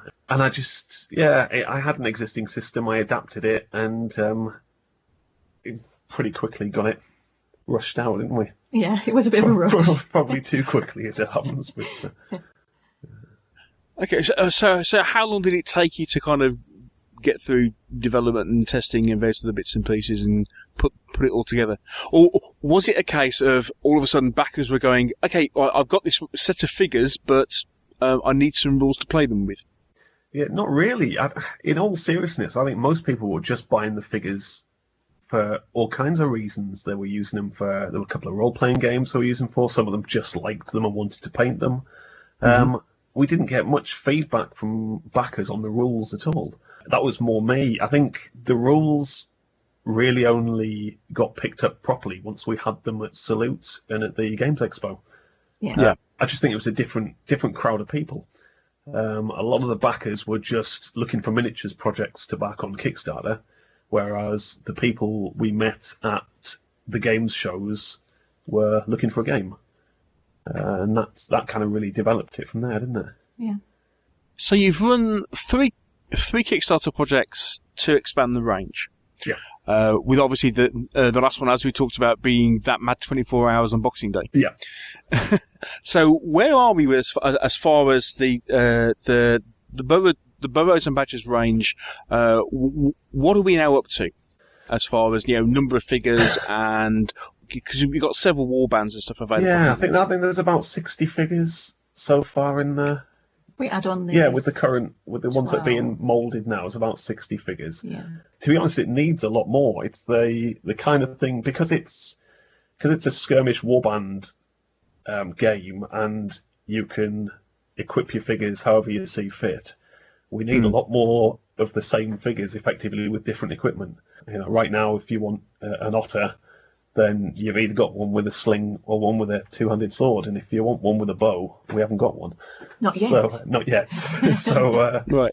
Definitely room for expansion. Yeah. I mean, it's the kind of thing with a game like Mordheim or whatever, where you've got plastic sets and you can do easy conversions. That's great. That would be ideal. But with so many different races and what have you in this, I just don't see that being possible. So I've just got to sculpt as fast as possible, really, to expand the range. I'm also working, obviously not getting that much sculpting done because I'm busy working on the second edition of the rules now, which isn't due out till sometime in 2018, but we're not going to be publishing that. That's going to be done by Osprey. Okay. They'll be doing that as a hardback rule book.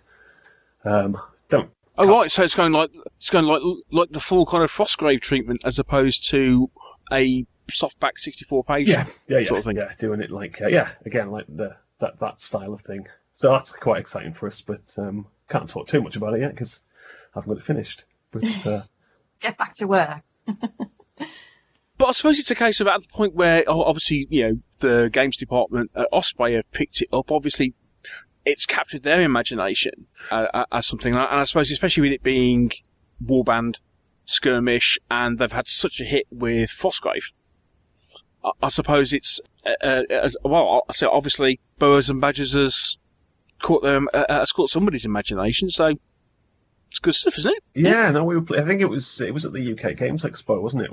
Osprey had a stand there, and I think Phil Smith, who does the war games for them, was just wandering around, and he spotted the miniatures and bought a copy of the rules, and then he was sort of back in his hotel on the night looking at them, and really came back the next day, told me he really liked them, and we just kind of got chatting from there, really. It's exciting stuff. Quite pleased because it certainly suggests that I might have got something right with it. Because you've always been, obviously, I'm not a games designer. I'm, just a bloke sat sculpting miniatures in his house.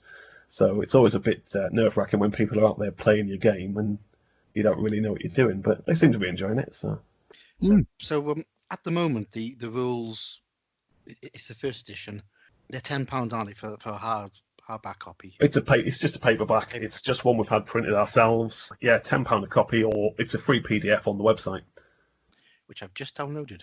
They are. Yes. So you too, huh? Yeah. Which is why me and Mike are quiet because we're reading. So behind the times, guys. Sorry. No. So if people are interested in using your figures in the rules, they can go to the bowsandbadgers.com site and download them directly from there, or obviously go to your main site and buy a warband as well to go with them. You were just talking about different weapons. Have you thought about doing sort of modular sculpts with different weapons in different hands? I have. I tell you what the problem is. I struggle a lot with multi-part metal miniatures. I'm just not a big fan. Anytime I try and build multi-part metal figures, they fall apart in my case. Or, I've tried several times to build. I've got a collection of Infinity stuff that I've attempted to put together more times than I can count, and never actually got around to completing. I can see it works well for plastics. It's great for plastics, and if we could afford to do plastics, that'd be marvelous. But with metal, I'm just not keen on them.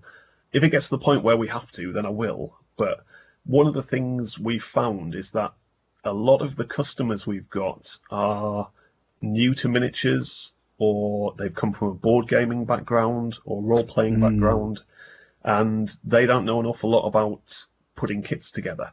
I think it's a big change in the market now. Is so many people have not come from a modelling background, and a lot of them just don't know what to do with a multi-part metal figure. It's a lot easier for them just to have the figure in front of them and to with minimal effort be able to use them straight away. Yeah.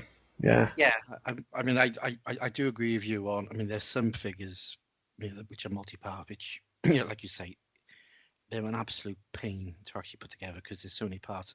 But if it's just a hand swap, sometimes that's not too bad. But I wonder whether you could do it again just by making a master, and then basically sculpting different weapons. But obviously, the problem with doing that is it's more product for you to sell and more product for you to keep in stock. So I suppose it is a bit of a fine line, isn't it? Yeah, it does also affect things like your molds as well. Because these are quite chunky figures, you have to have a second mold for, if you have separate weapons, small thin parts cast at a different speed and temperature to your big fat parts, basically. So you are increasing your costs as well. Well, it's not a massive problem. It's more that I'm just generally opposed to multi-part metal figures these days. Again, it might well be something we have to look into because, if more people want more options, then that's the way we'll have to go. But I'll try and avoid it wherever possible. That sounds fine. I mean, it almost gets you back to the old Citadel models where you had the new adventurer, the medium adventurer, and the high level adventurer. Yeah, the old AD&D stuff. I loved those. Yeah, I loved all the old Citadel stuff. I must admit, again, that's one of the things I like. The old Tom Meyer sculpts and that. They were fabulous. So many single piece miniatures, but they still had lots of animation to them. They still had lots of character to them because they were working within the limits of doing a single piece figure. I think recently, because there's so much multi-part stuff out there, obviously you get a lot more dynamic looking figure if you've got if it's in 5 or 6 parts. And they look good on the screen. I just think in terms of practical gaming stuff, I've still got a load of old Tom Meyer sculpts from the early 80s that still hold up really well in terms of sculpting and are very solid figures that I don't have to worry about taking them out. Yeah. I don't think I can remember ever gluing a Citadel figure in my time when I was fairly seriously collecting everything that turned up in Games and Puzzles in Cambridge. I don't remember them ever doing multi-parts. I've got one of Tom Myers, which is a multi-part, and that's the Troll Champion. That was stupidly large. That was, yeah. Yeah, it was, yeah. But beautiful figure. All the single adventurer figures were just one piece, really nice sculpts. Yeah. The guy's a genius. Yeah. Oh yeah. Oh yeah. Can't argue with that. But especially the boas and badgers range. I mean, I just say you've got a fairly stark contrast right across the range, haven't you? Because you've got anything from the small mice and what have you, right up to the foxes and the badgers, and as you say, some of those are quite big and chunky, aren't they? Yeah. Again, it's kind of Redwall influence, really. Yeah, obviously in the Redwall books, kind of the badgers were the big guys. And obviously there's various other Anthro ranges out there, but they tend to be everything's the same size, and obviously they go with bigger animals as well. You've got your crocodiles and your lions and things in there. I wanted to keep it quite sort of Redwall-esque, if you like, so that we'd just have sort of shrews and mice as the little guys, up to something badger kind of size for the big guys. I'm probably going to put a couple more big guys in the new rules, like the odd lynx and things like that. But nothing bigger, because you just, it becomes big and expensive, and you don't want people to have to pay 20 quid to get a model. Do you get questions, especially from, shall we say, non-English customers, about things like, well, that's all well and good, but what about doing other mammals? We do. I mean, we in the Freelancers Kickstarter, we had a whole section on travellers, weren't they? Travellers. So there was like an armadillo and platypus, the fennec fox as well, Siamese because cat. People had asked for. I mean, it's based in Northumbria. Yeah.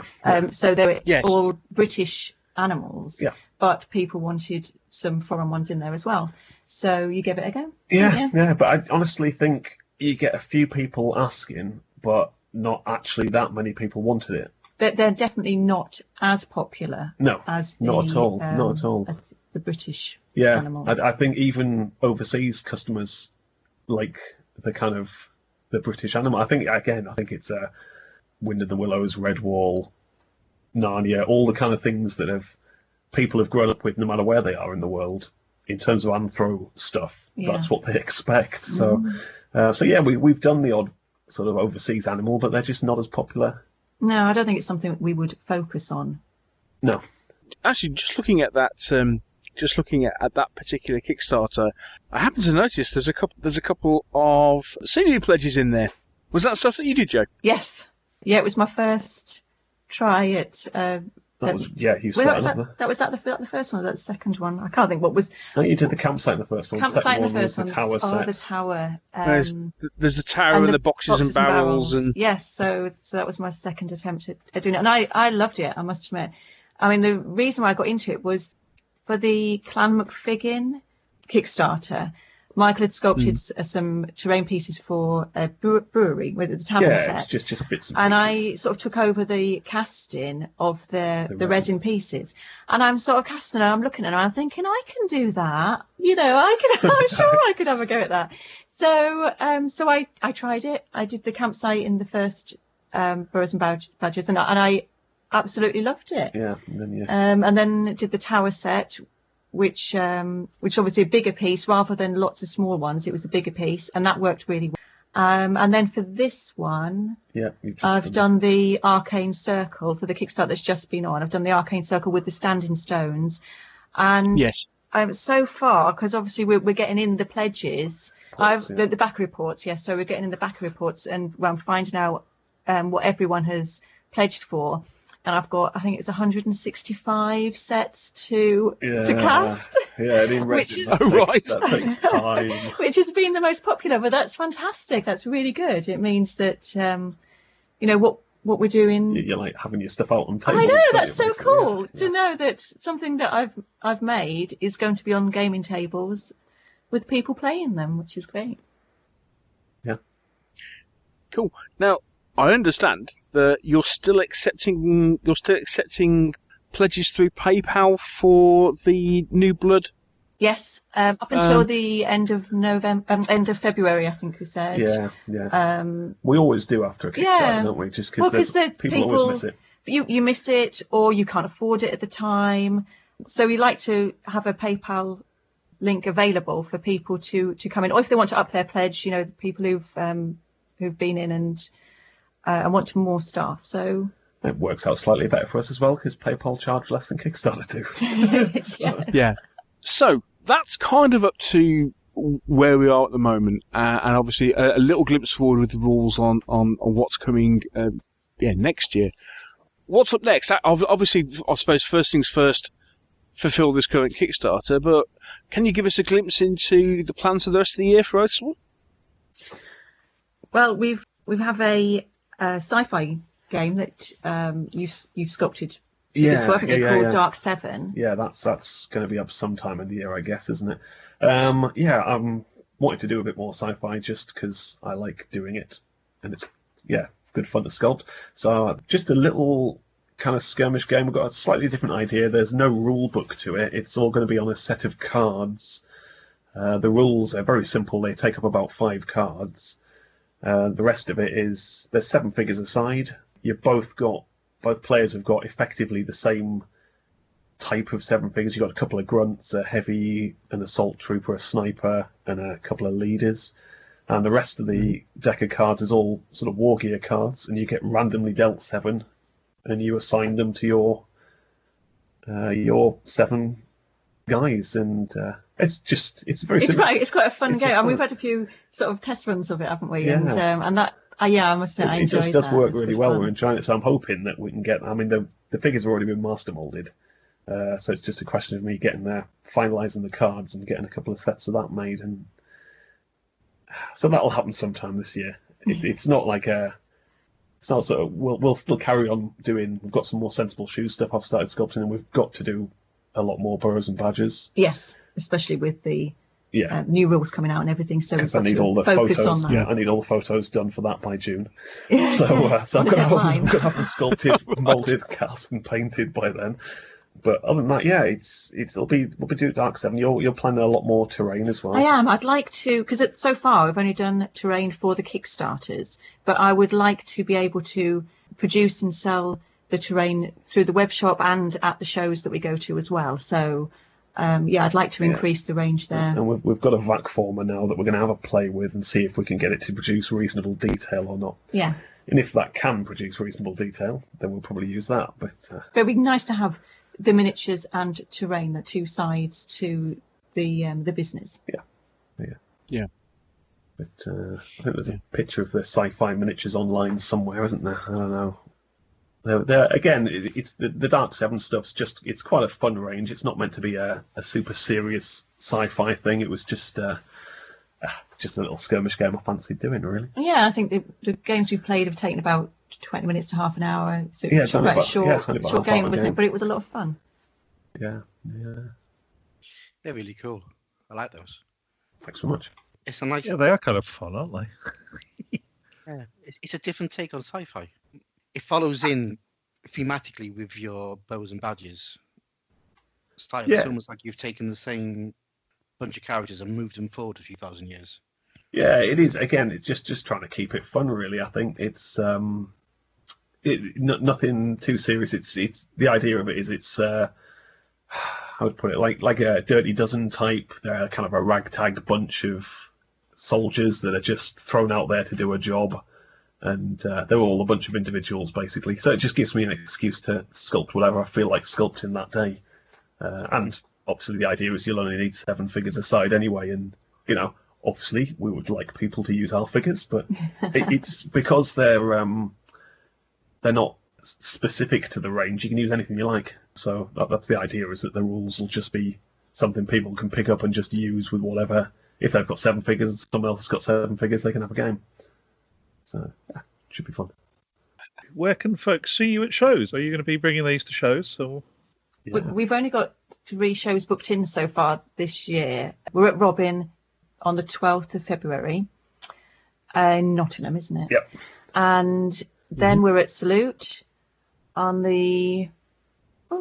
when is that? Is that the 3rd and... I'm no terrible with days. How could you not know? I know. How could you not know when Salute is? That's a hanging effect. It's the weekend around the 22nd of April. Yeah. Oh, yeah. there you go And then. then And then we're at the Games Expo, like we were last year as well. we've tried for it. I mean, obviously we're on the list for Vap and Artak, but it basically you're waiting for someone to die so you can get in. There's a few shows like that where it's just quite difficult to get in. And obviously we're a fair way up north, so we tend to focus on either bigger shows or shows that are this end More of the local. country if we can. But we've got a few that we've applied for. We're just waiting to hear back. Cool. Otherwise, it's go and drool all over the website and send you lots of money, yeah? Ideally, yes. Yes, Yeah. please. Yeah. Okay, so interestingly, I mean, from a miniatures point of view, you were one of only a handful of miniatures companies who were at the Games Expo last year. Yes. How did you find it? Oh, we loved it. Yeah. It was brilliant. I mean, we weren't sure on the Friday because the Friday was quite Quiet. Definitely quiet. We were wondering what we'd done on the Friday. We were thinking, oh, this is going to be a disaster. It's going to be terrible. But then it picked up. Yeah. Saturday was mad. Saturday was like Salute, It was. basically. It was so busy. I mean, we did actually sell more. I know it's 3 days, but we sold more at the Games Expo than we did at Salute. Yes. I'd recommend it to miniatures companies. And we actually met a whole new load of people that totally didn't new know audience. anything about miniatures. They were like board gamers or Yeah. card gamers, and we captured their imagination, I think, because there wasn't many miniature companies there. But I would highly recommend. Yes, if you're a small miniatures business, it's well worth taking it. Particularly on your first year, they do a special deal where you can get a cheaper stand for your first year. It's costing us more this year, but it's still going to be worth going back. It'd be great to see more miniatures companies there, really. Because there were only about, if I remember, there was probably There was about a dozen miniatures companies, 13, something like I think, Yeah. Yeah. Yeah, and Mantic were there. They're not on the list yet for this year, so I don't know whether they're going back or not. But I think it's one that it would be good to see more. I think more miniatures companies could benefit from being there. Oh, absolutely. Yeah, I'd certainly recommend it. It's more relaxed than Salute. Yes. I mean, you know what Salute's like. There's no way you can see everything in the one day. you just can't get round it all. Whereas with the Games Expo, it's big, it's well laid out, and it's just a bit more relaxed. A lot of the people are there for 2 or 3 days, so they're not pushing and shoving the same. So even if you're only there for a day, it's quite easy to get round and see the things you want to see. And it's a very, very good show that could do with some promoting for miniatures companies, really. And it had a fantastic atmosphere. It was very family friendly. And everyone's there just to enjoy themselves. Yeah, that's it. A lot of people going there just to play games. I mean, they had an open gaming area, didn't they? Where you could buy your stuff and games. Go and start and go and play, get it out and start looking at it. And it was totally different to any other game show that we've been to. But no, I must admit, that's the one I'm looking forward to the most this year of going to, because it was so good last year that I'm hoping it'll be just as good this year. Highly recommended. Yeah. I think it was a case of when it first started. I know there were several miniature companies that went and struggled a bit in its early years because obviously the demographic it was attracting, and also it was a much smaller show. Yeah. But obviously, because you've got a much wider audience, some dedicated miniatures companies struggled in the first few years. But obviously now, it's a bit of a bigger show, isn't it? It is. And, what was it? Yeah, it's now fourth biggest in the world now. Yeah, they had 25,000 people through the door, didn't they? And it was 12,500 sort of unique people, but 25,000 over the 3 days. And now it's in the bigger venue. I think that's made a big difference. I think miniatures companies struggled originally because when it was just in the hotel, they had a lot of the miniatures people sort of tucked off to one side, and they weren't getting any traffic at all. People were going past them to go to the gaming areas and what have you, and they just got ignored basically. And I think that's put them off. I think now it's in a big open hall. It's more like a standard trade show, and I think you just get a lot more footfall. Cool. So, Joe, when are you doing your first all-terrain Kickstarter then? Oh, I've been talking about it. I have. I said it would be such a cool thing to do. I'm seriously considering it. Yeah. I think it would be good fun. Yeah. So watch the space maybe this year. It would be really good to do, because I do love it. It's so exciting, and when people have painted your stuff up. I mean, obviously Michael gets this all the time with his miniatures. So people paint his miniatures up and send photos and everything. And there's been a few people that have painted the campsite or the tower and have sent us photos. And it's so cool to see them gaming with our terrain and miniatures, obviously, on the table. That's just it's so satisfying.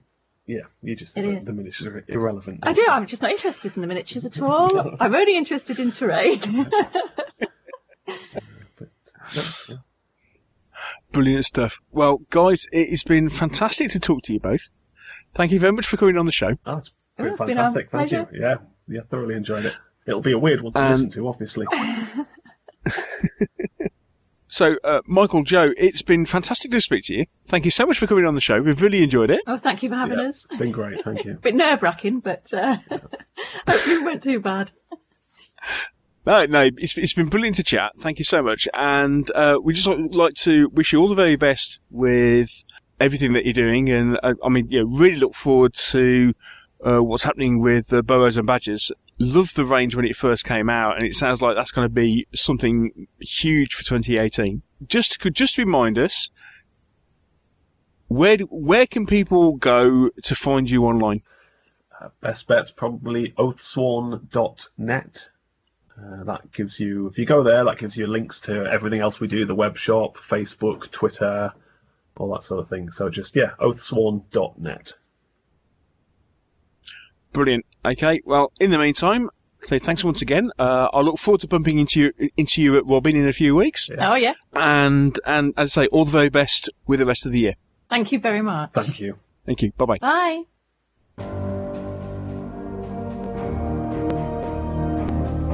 This is a message from Dean Clark. It's a shout out to Bill, Andy and Mark of Footsore Miniatures.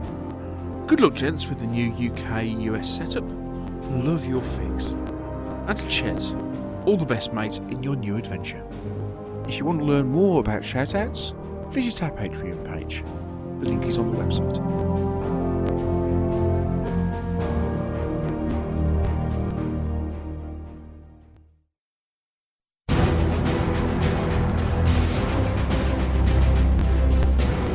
We always love to hear from you, our listeners.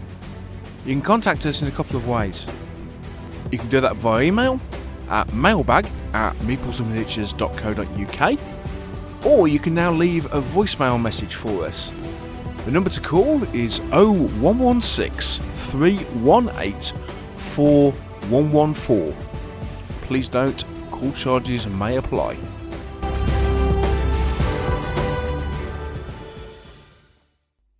Well, I hope you enjoyed that chat with Michael and Joe.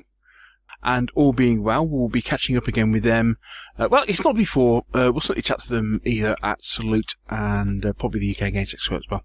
However, if you want to hear some bonus material, because we recorded some extra bits and pieces, that will be on our first dedicated Patreon podcast, which I think is under the working title of something like Inside the Bunker, or something like that.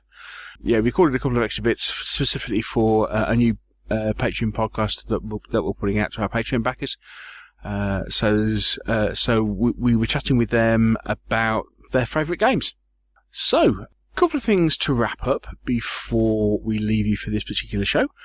First off, Mr. Whitaker, you wanted to talk about 3D printing, didn't you? So, let's have a quick wander over to what was it? Printer's Corner or whatever you're going to call it. Mike's 3D Corner on the grounds. It's got 3 lines joining us. It's got to be 3. You know what I mean? Just it sounds better than Conversation Street. Put it that way. Yeah, quite. Steady. So I keep sort of the ear to the ground on assaulted 3D printing podcasts, just out of interest and curiosity. And a couple of things cropped up which have been semi-germane to some of the things we've been talking about in the last few weeks. One of them is that Microsoft have just filed a patent for full-colour 3D filament extrusion printing. Ooh. Now, it's not the first. If you pay shed loads of money for an industrial-grade thing, there are ways of doing it with coloured gypsum and other things, as I understand it. But there's been a series of evolving patents, but this one fundamentally appears to be in the same way that 2D colour printing is CMYK, cyan, magenta, yellow, and key, which is black. They've basically filed a printer for CMYKW, which is cyan, magenta, yellow, black, and white printing by basically feeding 5 filaments of that colour into a single head and doing some clever magic and printing. Ooh. Now, obviously, this is nowhere near production ready yet, because patents tend to have a bit of a lead time. I thought, apropos of some of the things we've been discussing, was rather an interesting development. The other one, which apropos of some of our discussions about price points. Now, for those of you familiar with what I've got a CL Robox, which is basically one of the filament deposition ones. You heat filament, you shove it through a nozzle, you lay it down in layers. And the original hobby 3D printers were all done this way. There's a whole bunch of open source designs that the likes of Pat G, who's a regular on this regular listener, and other folks have. If you're the kind of person who likes building your own Linux machine from the kernel up, then they're the kind of printer for you. If you're like me and you're a Mac user, then something like the CL Robox or some of the XYZ printing ones, which are pretty much get it out of the box, put it on your desktop. There's less to fiddle with, but in theory, at least, it works out of the box, are what they are. Now, my Robox is about £1,000, and that's probably... I mean, Hobbsy, you've seen what it produces, yeah? Yep, and the quality is, certainly for vehicles, it's usable. Yeah, definitely. It's between 20 and 300 micron layer thickness. So basically, you can get down to layer thicknesses about that of a human hair. And its resolution within a layer is about 300 microns. So you're looking at details that are 0.3 of a mil, which is enough to produce a 1/100th vehicle that will look pretty reasonable. And probably even a 28mm vehicle. Now, the thing about that is that it does produce very visible layer striations, as I think you've commented in the past. Many times. And it can be a little bit temperamental because you are relying on the precise positioning of this nozzle and flowing bits of hot plastic around. So it can be a little prone to temperature variations and being drawn away. So the sort of the holy grail is the desktop SLA printer, which basically takes resin, a photopolymer, something that you can cure with light, and cures it with a laser or a UV lamp or an LCD display that basically cures an entire layer at once. The problem with these is they're expensive. The cheapest desktop one is probably, up until very recently, the Form 2, and that's $2,000. Right, okay. Right. Now, the thing about the Form 2 is I dearly love one, but I haven't got $2,000. You're looking at 150 microns within a layer, so it's twice the resolution of the Robox I've got here, and layer thickness is again down to 25 microns. But it is $2,000.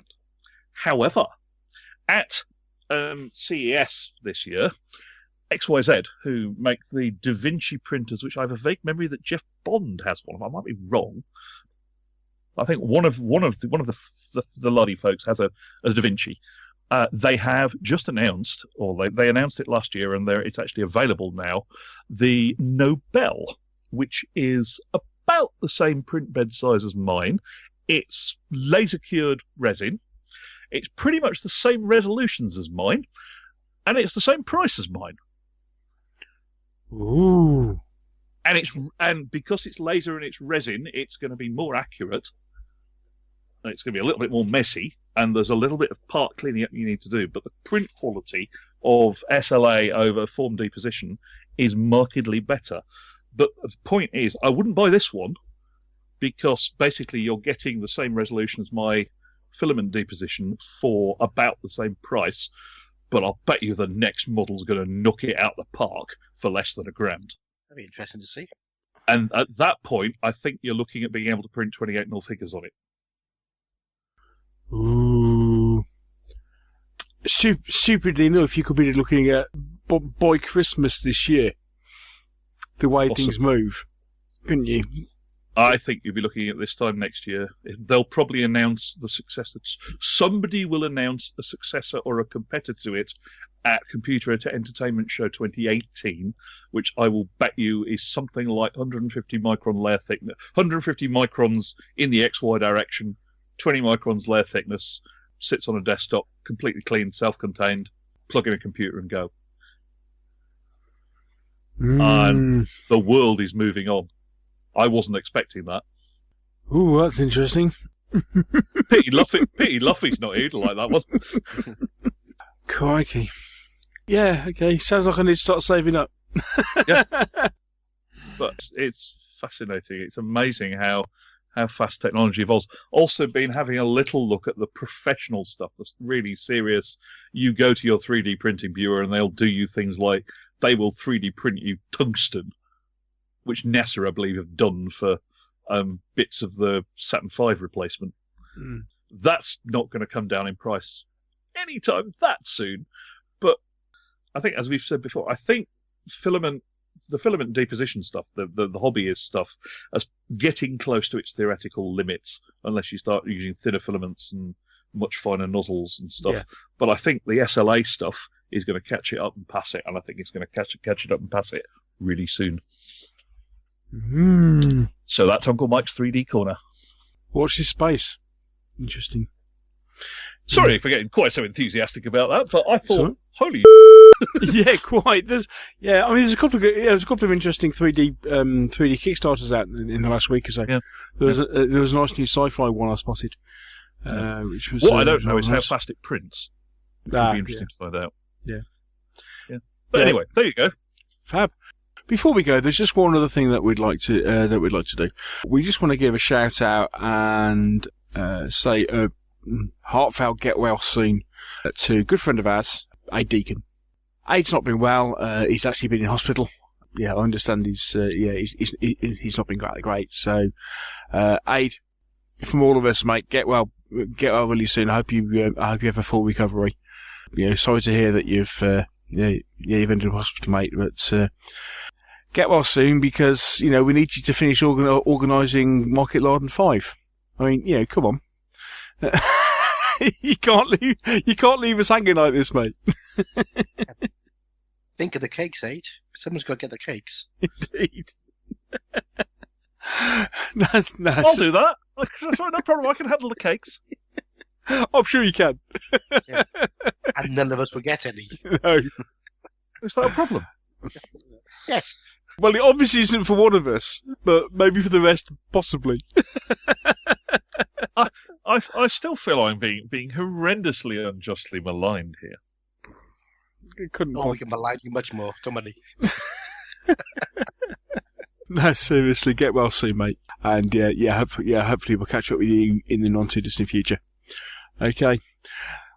Well, that's it for another show. All that remains to be said is thank you to Mr. Michael Whitaker. Thank you, sir, for joining us. You're very welcome. And thank you also to the Welsh Wizard for continuing to rise from his sick bed and talk to us, despite him having a poorly chest. Yes, you're welcome. And finally, thank you to you for listening. I hope you found the show enjoyable. And don't forget to check out Burrows and Badgers for some seriously nice figures. So yeah, thank you once again for joining us. Until next time, take care, happy gaming, and we'll speak to you next week. Bye. Bye.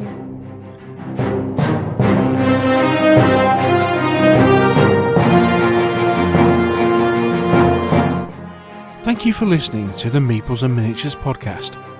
If you've enjoyed the show, why not share it with others by leaving us a review on iTunes? And if you have any comments or questions, you can always email the show. The address is info@meeplesandminiatures.co.uk. And you can also visit our webpage, where you'll find a complete episode archive, all the View from the Veranda podcasts, rules reviews, and our blog of hobby items and news, which is updated several times a week. This is also where you'll find the links to our presence on social media, and here you can follow us on Twitter or join our Facebook group. And finally, here you can also find details should you wish to support us by making a donation to the podcast. All this on the Meeples and Miniatures website, www.meeplesandminiatures.co.uk.